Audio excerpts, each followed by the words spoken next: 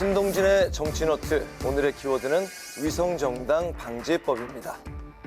22대 총선이 5개월도 채 남지 않은 상황이지만 게임의 룰을 정하는 여야의 선거제 개편 논의는 여전히 지지부진한 상태인데요. 이런 가운데 지난 총선에서 편법이란 비판을 받았던 위성정당을 이번엔 방지하자는 취지로 관련 법안이 발의됐습니다. 먼저 이탄희 의원이 발의한 법안을 보면 선거가 끝나고 2년 안에 위성정당이 합당할 경우 국가 보조금을 절반으로 줄여 삭감하자는 내용이 담겼는데요.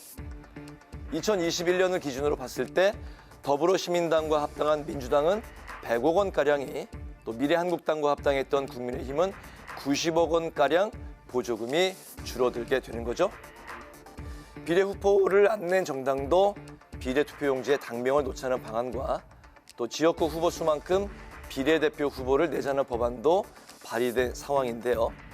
결국 위성정당을 만드는 다수당에 일종의 불이익을 주자는 겁니다. 그렇다면 왜 위성정당이 편법이란 비판을 받았던 건지 살펴볼 필요가 있겠죠? 지난 21대 총선 때부터 적용된 현재 선거제도를 보면 지역에서 한 명을 뽑는 소선거구제와 전국 준연동형 비례대표제를 도입하고 있는데요. 준연동형 비례대표제란 비례 의석수 총 47석 중에서 30석을 연동률 50% 상한선을 적용해 의석을 배분하는 방식입니다. 거대 양당 의석 독점을 막고 소수정당 원내 진출을 촉진하자는 명분으로 도입된 제도인데요. 하지만 지역구 의석이 많이 나오면 비례 의석에서 손해를 보는 거대 양당이 위성정당을 만들어서 의석 대부분을 가져갔었죠. 47개의 비례대표 의석 가운데 36석을 미래한국당과 더불어시민당이 가져갔었고 두 당 모두 미래통합당과 더불어민주당에 흡수되면서 결과적으로 양당 체제만 더 공고해지게 된 겁니다. 이런 지적을 의식한 듯 민주당 의원 30명은 위성정당을 만들지 말자며 위성정당 방지법을 당론으로 촉구하자고 지도부에 요청을 했습니다. 위성정당 방지 조항을 촘촘하게 만들면 지난번 총선의 전철을 밟지 않을 수도 있다는 건데요. 당내 소속 의원들의 이런 요청에 지도부의 고심은 깊어 보이는데요. 이탄희 의원과 조정식 사무총장의 발언을 이어서 들어볼까요?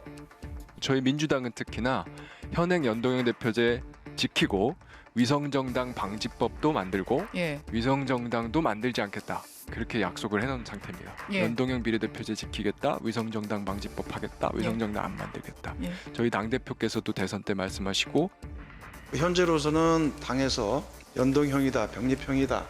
아직 어느 한 방향으로 입장은 아직 결정이 됐거나 정리된 게 있는 건 아닙니다. 그렇다면 국민의힘은 어떤 입장일까요? 우리 당은 방향이 정해져 있습니다. 민주당에서 공식적인 당의 입장이 정해지지 않은 것 같아요. 저희들은 병립형으로 비례대표 선출 제도가 가는 것이 바람직하다고 생각하고 있습니다. 이번에도 아마 민주당도 자기들이 과반 정당이 되려고 욕심을 낸다면은 반드시 위성정당을 만들 수밖에 없는 게 지금 구조입니다. 국민의힘은 지역구 의석수와 상관없이 정당 득표율에 따라 비례 의석을 배분하던 과거 방식 병립형으로 돌아가자고 주장하고 있는데요. 병립형 비례대표제는 유권자들에게 매우 익숙하면서 정당 득표율에 따라 비례 의석을 나눠 갖는 방식으로 간단하다는 장점이 있지만 또 과거로 회귀한다는 인상을 주는 한편 소수 정당의 원내 진출이 어려워진다는 단점도 갖고 있습니다. 병립형 비례대표제 주장이 나오는 건 아무래도 제3지대 신당 창당 움직임 때문이겠죠. 특히 야권에서는 조 전 장관과 송 전 대표가 비례대표형 정당을 만들어서 원내 입성을 노릴 거라는 전망도 나오고 있는데요. 또 여권에선 이준석 전 대표가 비례 정당을 창당할 경우 10석 가까이 차지할 거란 전망도 나오고 있습니다. 신당의 길을 열어주는 준연동형 비례대표제를 유지하느냐 아니면 양당 카르텔 비판을 받았던 병립형 비례대표제로 돌아가느냐? 선거 제도를 둘러싼 정치권의 정치 셈법은 갈수록 복잡해지고 있습니다. 지금까지 신동진의 정치 노트였습니다.